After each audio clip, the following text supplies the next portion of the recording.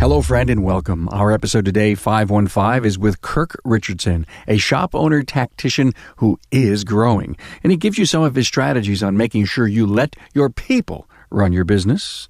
I'm calling this episode Striving for Greatness. You can get talented people for sure. I'm not saying you can't.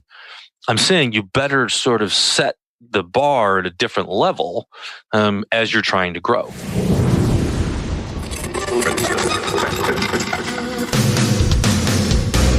Welcome, aftermarketers, to Remarkable Results Radio. Listen to learn just one thing from today's episode on your journey to remarkable results.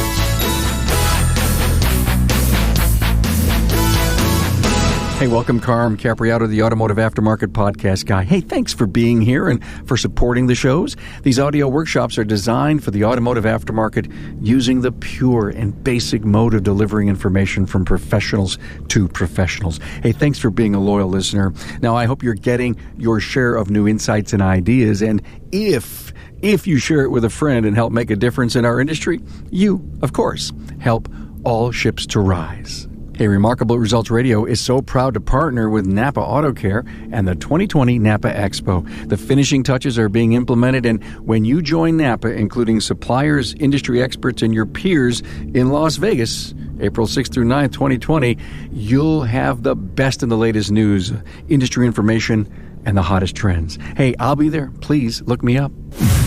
Hey, we produce 3 different aftermarket shows each week, and you'll need to subscribe to each of them, but only in just once. And yes, they're free to subscribe and listen.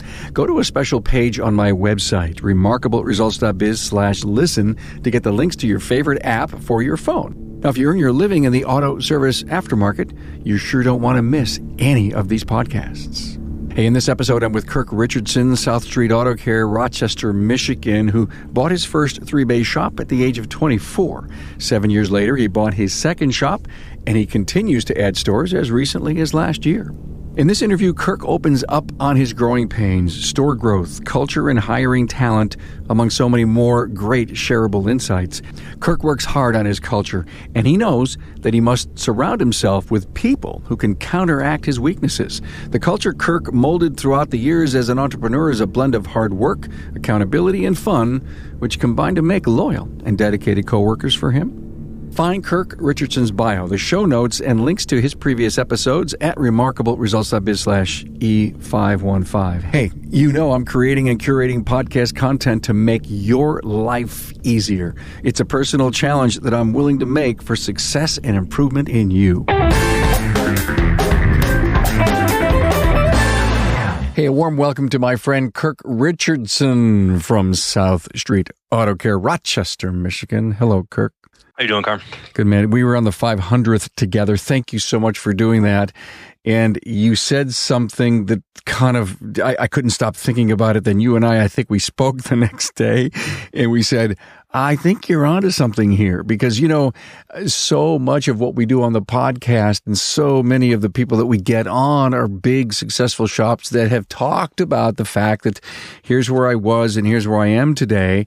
And, you know, you and I said, I think we need to bring this down a notch or two and stop and remember. Kirk says to me, I remember when I was doing 200,000.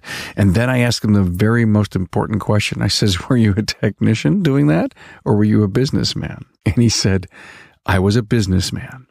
And I said, wow, that is so interesting for you to come in and tell the story of, I guess I want to grow my shop to be this big. I'm not quite sure how I do it. And all these other guys, I'll never get there that quick, that fast. And I said, we have to look at your perspective from the old days to now. First of all, thank you for what you do for our industry. I listen, and I hope I come on here and provide value to somebody. My first shop was a 3-bay little shop. I bought it. The year before I bought it, it did $208,000 in total revenue. That was how big it was. And there was one employee. I spent years sort of languishing around, not understanding, so you said, was I a businessman? I was a businessman, and I sort of had I wasn't very good, and I wasn't a very good manager, and I wasn't a very good leader. And I don't know if I am now. I'm certainly better, but I spent a lot of time thinking in this little 3-bay shop, I'll grow it. I'm going to turn it into something great. And my nature is sort of, we're going to show up and we're all going to be great, and it's my way or the highway. And that proved to be not very useful in a 3-bay shop. That proved to be unbelievably stressful for me because the bar was set so high, and really what I needed was somebody to just show up and be consistent. I mean, you set the bar. I did in my own brain, right? I had this, I'm after greatness, and everybody I hire better like be on that train. And the reality is most people aren't on that train. And I don't mean that negatively. I just mean, if you sit down and say, people, why do you come to work? It's not, what you generally don't hear is for greatness. They go, because I want to pay my mortgage or I want to feed my family. You had to teach people how high your bar was and then help them get there. No, I had to lower my bar, honestly, because when you want to grow a 3-bay shop and you don't have any cars and you need humans to help you do that, you can't look at everybody and go, you better be great. And you can't look at everybody in a 13-person shop and say, you better be great. If you think I can go out and get 13 people that are all great and they wake up every day and say, I want to be great, I don't, that's few and far between. This is at my big shop. It's a 13-person shop, 8 technicians, 4 service advisors, a manager. This is right when I first took over, probably 6 months in. I said, hey guys, what motivates you? Like, I want you guys to all write down individually what motivates you. Like, what gets you out of bed in the morning? There was one person who said being great at what I do. And that was at the time, Jim was 60, was a 60-year-old man who said, I don't do this for money. I don't need the money. I'm doing this because I show up, I enjoy the challenge, and I want to be great at this every single day.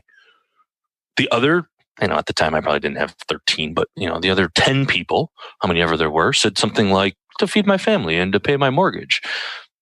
They weren't inspired by greatness. They weren't on the path to being the greatest technician on the planet. That wasn't reality.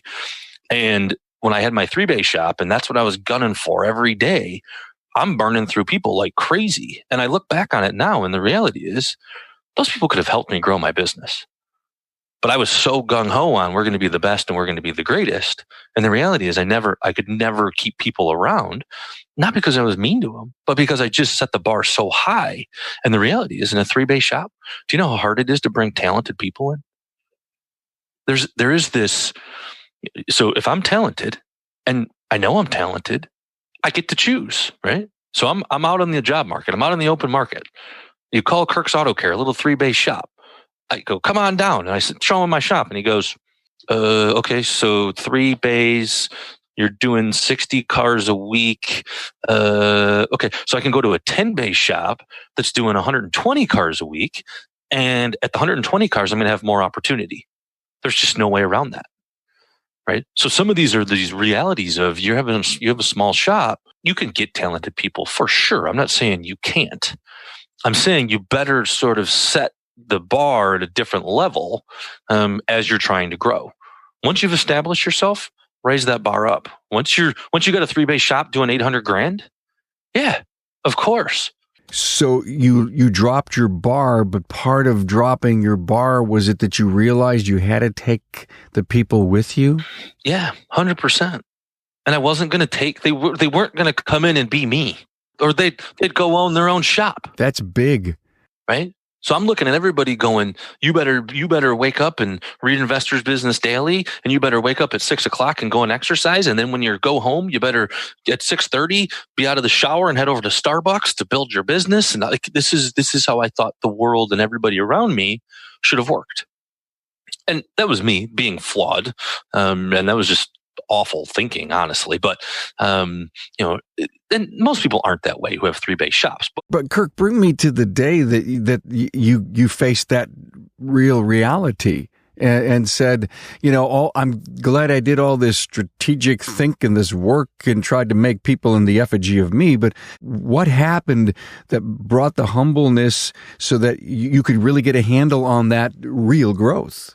I wanted to be able to take care of people more than I wanted to say we're some version of my greatness. And we could get into what that definition is, but I sort of looked at it and I said, that's not reality. And, I've yet to bump into the person who wants to do the things I want to do.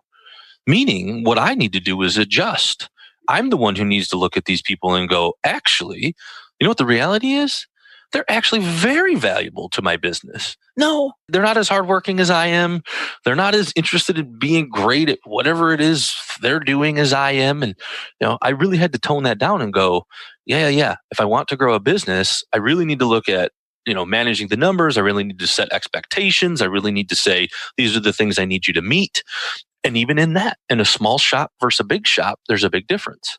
Because in the small shop, you can't sort of rule with the iron fist. You sort of take some of the good with the bad.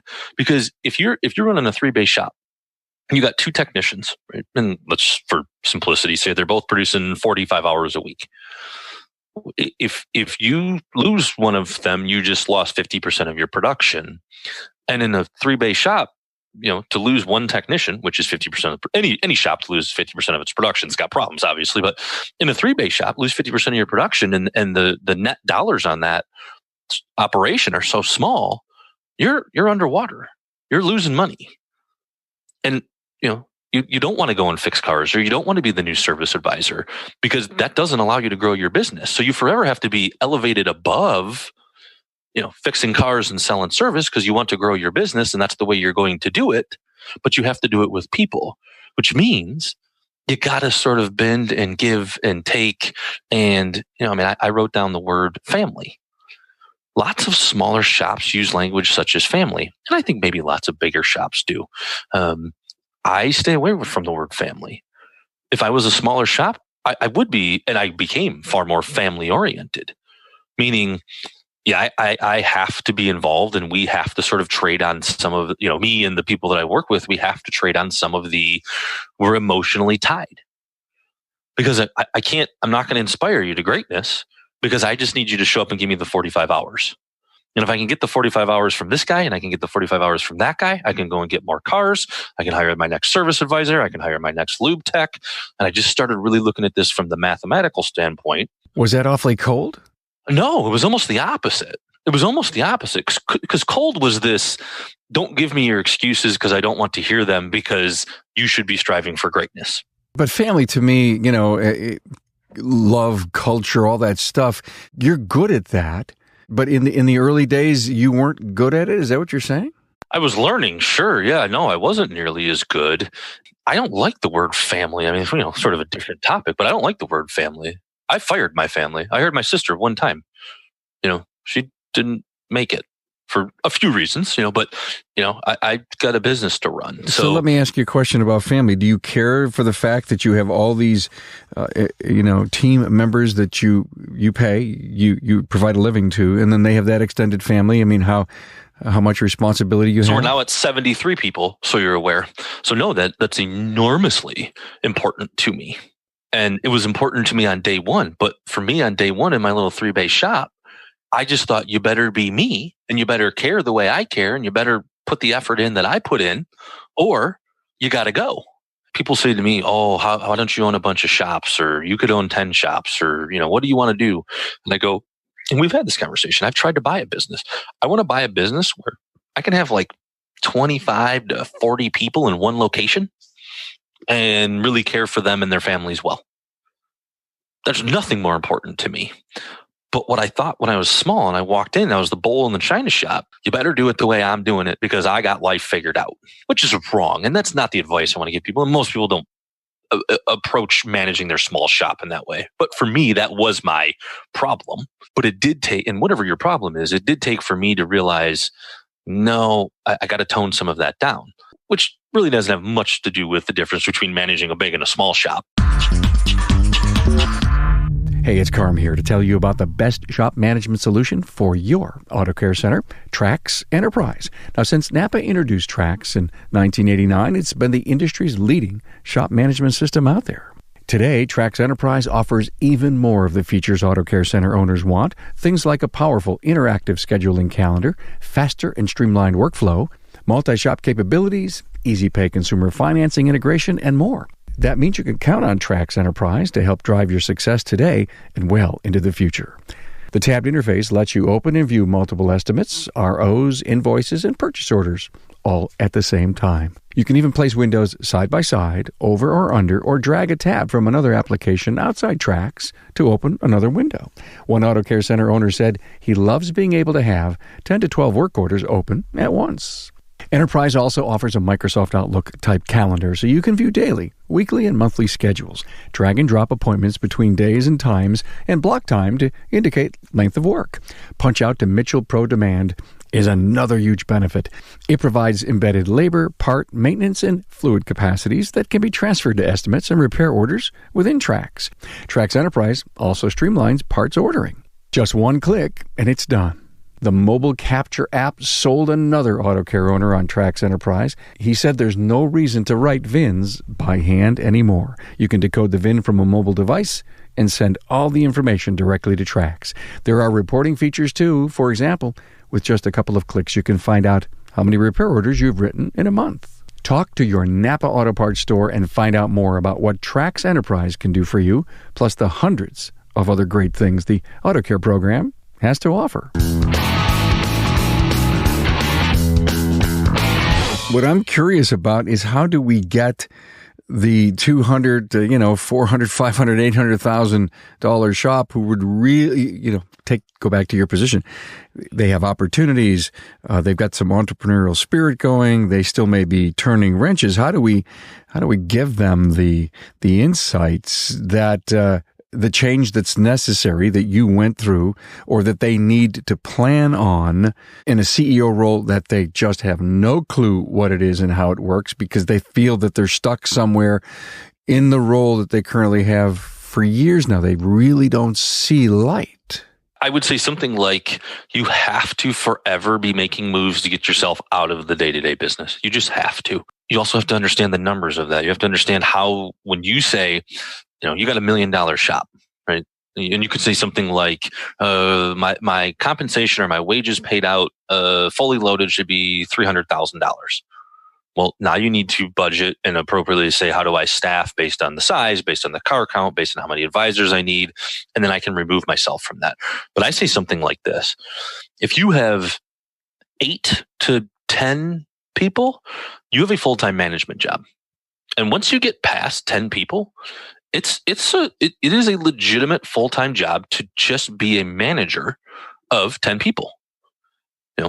How are you doing? How's it going? Do you have all of the resources that you need? Am I making sure that I'm putting you in the very best position to be successful at the role that you have agreed to, take on? And you have to check in on your people. You have to sit down with your people. You have to track your people. You have to assess your people. You have to talk to your people. That's a full-time job. And, so how do you go from the $700,000 shop? Well, you do some math, you sort of budget, and you figure out ways to extract yourself from the day-to-day so you can start to think about the components or the pieces of your business, which in the end is just the people. It's just the people. Right? The components of your business are the people. And how do you manage them? How do you incentivize them? How do you encourage them? How do you discipline them? And you're going to discipline dramatically different in a $700,000 shop than in a $2 million shop. Where did you learn how to do this, the people side of the business, the people leadership side? Did you cram a course? Did you read books? What did you do? Because I think you may have just broken the code where so many service professional shop owners today have the fear of making a lot of really big, important people moves that they know they have to. What did you do? My job as the leader or the manager is to make sure I am doing what is good for the most amount of people in my organization. The people that I work with entrust me to make sure I am putting the best people around them, to make sure I'm getting them the most amount of cars to fix, to make sure I'm doing all of the things I'm supposed to do as a leader and manager. And one of them being firing people. One of them being creating an environment that allows them to show up to work and be happy and productive. I think there's no more important job for me as the leader. And I firmly believe that, which I thought when I was running my little 3-bay shop at the beginning, I thought the way you do that is by basically only getting the best of the best and the most talented hard workers on the planet. And that just stifled any growth. I didn't grow for a long time. Yeah, and there's only one Superman, so you were in a tough shape. Yeah, there's no Superman. I mean, in the end, it took for me to really realize I'm not Superman. I'm not hiring Superman. That doesn't exist. And really sort of modifying the way I did that. But I will say this: I'm now back to a little bit more of an iron fist when I have a 13-person shop. For some very, I think, almost survival reasons. Yeah, but you only need an iron fist or a being a tough leader to the manager of the facility.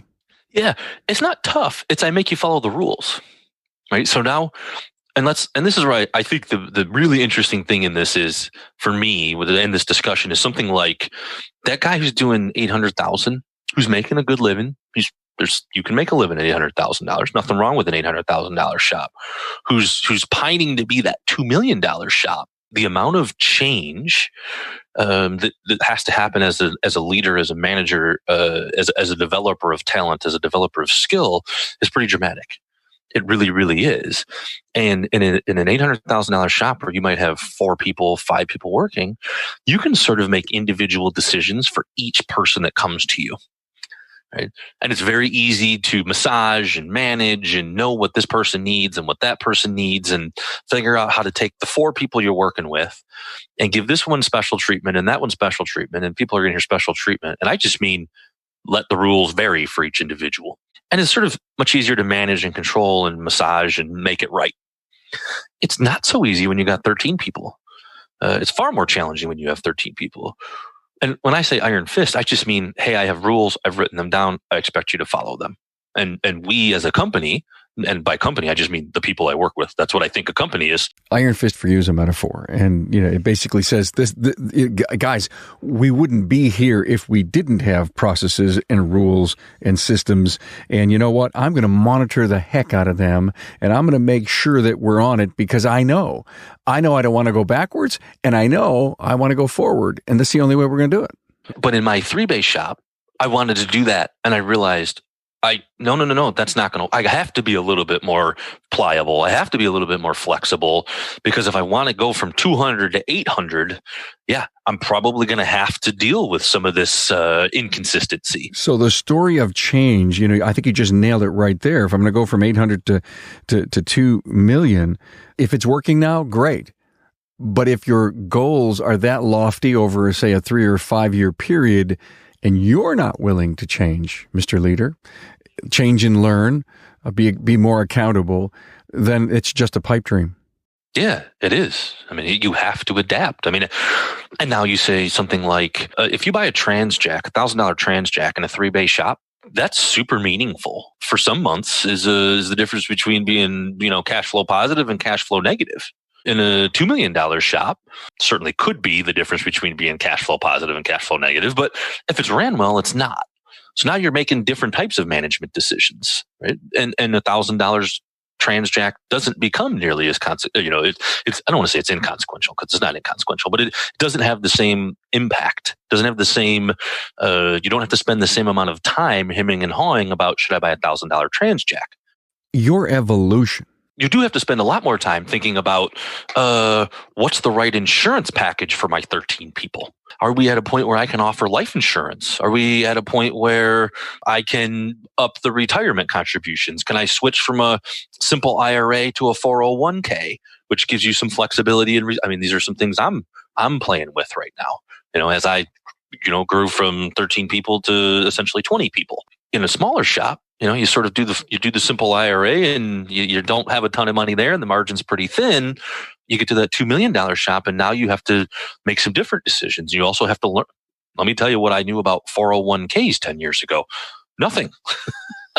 When I bought my first shop 14 years ago, that was the furthest thing from my mind. And I was buying tire machines and it was life and death to me. Now I buy a $7,000 tire machine and I go, business needs a $7,000 tire machine. I don't spend a ton of time thinking about it. It's not life and death, but that health insurance really is life and death to me because I want my people to be taken care of. I want to make sure they have a good product. I want to make sure they're getting good value. Well, I had to learn those things and it wasn't fun. I don't love life insurance or health insurance. It's not fun. I don't blame you. I absolutely don't. But, some people are underinsured and they're under everything because they're unwilling to go out and get some really good advice or find some great advisors. I so appreciate where we are right now in this conversation. I know listeners out there saying, okay, how did you evolve? How did you do this? Where was the confidence builder? How did you put your ego on the shelf and overcome your fears? Was it a coach? Was it books? Was it night school? Was it networking? What helped you see around the next corner? So lots of training. I mean, I've hired multiple consultants throughout my career, industry specific, non-industry specific. I love accountability partners. I'm a super hardworking guy. I enjoy accomplishing things, and I don't know if anybody enjoys that more than me. And I'll even slough off. I'll get lazy. I go, man, I'm not accomplishing enough things. I'll go and hire somebody that I got to talk to on the phone once a week to go, I didn't get it done. You won't ever hear me say I didn't get it done. But I can say it in my own brain and really understanding some of my weaknesses and going, hey, I need to A, develop that, or B, hire against that.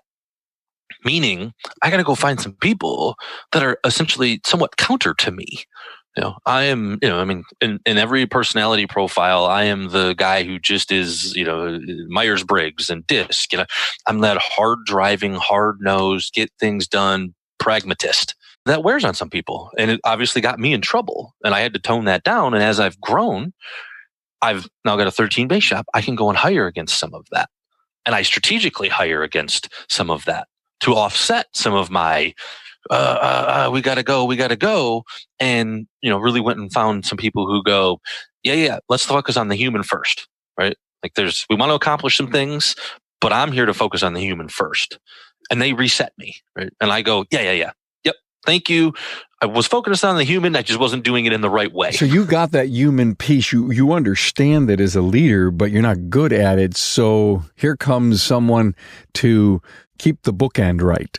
Yeah, I'm mechanical about it. You are always going to have a good place to come and work. You're never going to get yelled and screamed at. I'm going to make sure you have all of the resources to do your job well. I'm never going to hire any people who are jerks. I'm going to hire the best of the best that I can. And if they're not good, we're going to train them into something that is good. But it's almost all this mechanical. You're going to have wonderful health insurance. You're going to have wonderful retirement. That's sort of this mechanical. And I sit down with everybody and I want to help them with their budgets and I want to, help them with their finances and I want to sort of do whatever I can to help them with their wives, like I'm some pro on marriage counseling or something. I'm awful, but it's a lot of the mechanical where, our service manager, who unfortunately is no longer with us, but he is the guy who, and I mean this, when he heard your dad died, right? He hurt as bad as you hurt. And he was the first guy to come and talk to you and give you a hug and say, what can I do for you? And what do you need? And how do we help you? And I'll do all that. I don't do it with the same warmth. Gino Wickman's book, Rocket Fuel, basically described, hey, listen, you need to have a visionary and you need to have, left brain, right brain people. And you're smart enough to know that. Yeah. Someone smart told me.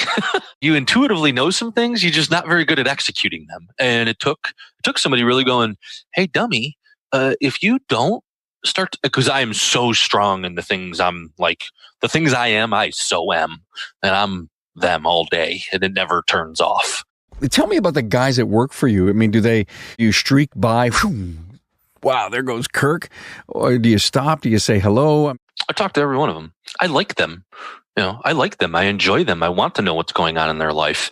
I'm not the first person they call when they, when stuff doesn't, when they need an emotional, a hug. I'm not that guy. I'll hug you and I hug everybody, but I'm not warm and fuzzy about it. Right? I want to show you that I care for you, and now let's solve some things. If I lived close enough to you, I could be hired as the hugger and, just, wait a minute, we'll call Carmel, come in. I go and hire huggers, right? I hire against the things I just don't do naturally. Because to say I'm going to go and hire a bunch of people, I'll use an engineer. I mean, that's just I know that's a poor term, but I'm going to go hire a bunch of engineers that are, the prototypical accountants and engineers that are the analytical brains and, are not the warm, fuzzy people. There's not many engineers and accountants in this world, actually. And there's lots of different people and lots of different things that are appreciated from a company. And, I want to the best of my abilities, I don't want to say satisfy all of them, but be able to be dynamic in our leadership and our management. And meet people in the spaces that they need to be met. And when your dad dies, yeah, I want to do everything I'm good at. And I want some people in the building and in leadership and management to go, hey, you know what I'm really good at? Just giving you a hug and caring for you in a non, let's get things done way.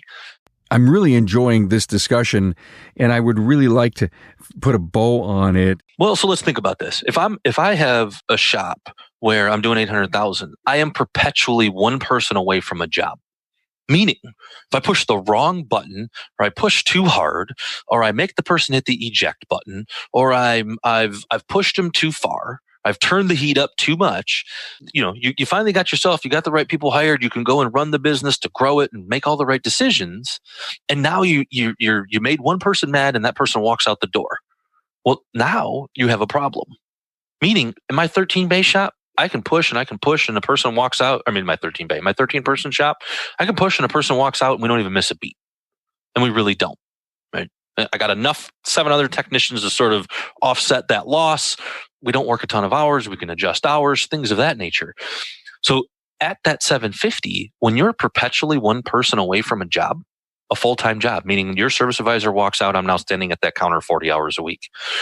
That's a totally different game, right? And getting the most out of those people while not turning the heat up for them to walk out the door is a delicate balance. It's a very delicate balance. Sometimes you just force them to walk out the door because you fire them and you go, you're not the right fit. But you're going to put up with some more stuff because the goal is to go from 800 to 1.5. You will never get the 1.5 without people, without adding more people, right? Without sort of taking some of the flack that you say, when I'm doing 2 million, I won't accept this. And really having an understanding of what you're willing to tolerate at 750 versus what you're willing to tolerate at 2 million. Because the reality is, I think there's lots of shop owners who say, I want to be 2 million, and they're sort of doing everything they can to get there. And the reality is they'll be a lot happier at 800,000. They weren't built for it. They weren't built for it. And I see shop owners all the time. I mean, I work with a guy and he'll listen to this podcast. I'm not sure he was built to own he owns his 2 shops, do lots of top end revenue. I've said that he might be happier owning an $800,000 facility. He might be happier because the things you need to do to have a large, and he has a large organization at this point, I don't think he likes doing. I genuinely think he dislikes doing them. And I think he likes doing the things that would run an $800,000 shop to perfection. Yeah, but my advice would be hire the right person and don't do what you don't like to do. So exactly. And that's sort of my point, meaning you need to assess, if I want to go do 2 million, I'm at 800 and I want to go do 2 million. What are all of the things I need to evolve into when I do 2 million? And do I actually want to be those things? Is it natural for me to be those things? What are your strengths and what are your weaknesses as a leader and as a person? And God Almighty, if you're going to go out and have to become the quintessential marketer so the phone rings, because that's the only way the $2 million mark's going to hit, and you can't stand social media, you can't stand marketing, you don't even want to think about, then you better hire somebody or 800,000 and love the neighborhood. Exactly. Right. And I see shop owners. I mean, my wife went through this. She wanted to own a business. And I think a lot of it was, almost essentially societal pressure to say, well, you should always try to grow. You should always be trying to have a $2 million shop. And I'm going to tell you, there's lots of shop owners who, if they had an $800,000 shop, really sort of took care of the people that they had, really honed that thing in, they'd have a great life and enjoy that a bunch more than striving to have a $2 million shop. And understanding the differences, but also understanding that if you want to go to 2 million, you're going to have to accept some things that you wouldn't accept at 2 million to get to 2 million. Big change, big evolution. You may have to be taken kicking and screaming over the line if you're not good at any of that stuff. And I think that's where people. And there's a lot of $1.5 million shops that don't make any money. I mean, the volume came in, but they don't know how to manage everything else. Yeah, of course. One of the other things is, for a small shop who wants to grow, you're tempted to overpay, right? You're tempted to overpay to keep people present. That will stymie all of your growth. So you say, hey, I want to go from an $800,000 shop with 5 people to a $2 million shop with, 11 people. Guess what? The reality is, if you start to overpay to keep people in the building, to grow, you need dollars. This organic growth, yes, you can grow organically over 30 years. I'm talking you want to grow from 800,000 to 2 million in 3 years. You got to have money. So it's very tempting to overpay. One of the key ways to never overpay is perpetually recruit. Right? We've had sort of a conversation about this. So you want to go from 800 to 200 or to 2 million, you better love recruiting. Or you better go find somebody who does. And an $800,000 organization, it's hard to find people who love to recruit. You're just getting by to hire people to run the show. And guess what? You want to maintain a $2 million shop? You better love recruiting. That's a great tactic to end with, because I'm going to end, and here's why I'm going to end. I'm afraid that if I just sit here and listen and converse and write my notes and keep going, it'll be 2 hours, and it'll be 3 hours. And so here's a standing offer. Get through some of your hurdles in opening the new shops, and let's do this again. Okay? Yeah, and I'll be more organized, because I really, No. Frankly, it was good. You don't say you had to be more organized. This was good. I loved it. I enjoyed it. In fact, as I interview every single one of my podcasts, I'm always not only worrying about the flow, paying close attention. I'm also listening over here as my listener, and I do believe you dumped an awful lot of value and things to think about. I don't love theory, right? Which we've gotten to a lot. I love tactics. Well, this was the theory episode on growth, and now we'll ask you to bring in tactics. Tactics could be fun, and that is, if I have a usefulness, I think, to people in the industry, it is probably tactics. Cool. I like tactics. I'm a flow chart, so I'm the engineer guy. Right? That's what I am. I'm an accounting major from Michigan State. Like, I love tactics. I love strategy. So if anyone wants to hear about one of his tactics, go listen to episode 500, and when Kirk talks all about his ungodly big spreadsheet on how he pays his people out of gross margin. And that was a great episode, and I so love the fact that you'd be willing to help anybody do that. And by the way, I have talked to, and I don't think I'm exaggerating if I say 40 people about my pay plan over the last 5 years. And, for anybody out there who wants to talk about it, I have a whole package. I send it out from your show. I'm pretty sure I've talked to 5 people. Wow, that's just a week ago, I think. Yeah. Wow. Yeah. Cool. So, that's wonderful, and it's so cool that you're willing to give. Kirk Richardson is the name. You could run him on on the website and in any of the search bars. It's truly, truly worth a listen to to Kirk's wisdom. Thank you, Kirk Richardson, South Street Auto Care, Rochester, Michigan, for this wonderful episode. We'll do it again. Appreciate it. Thank you. Thanks for being on board to listen and learn from the premier automotive aftermarket podcast. Until next time.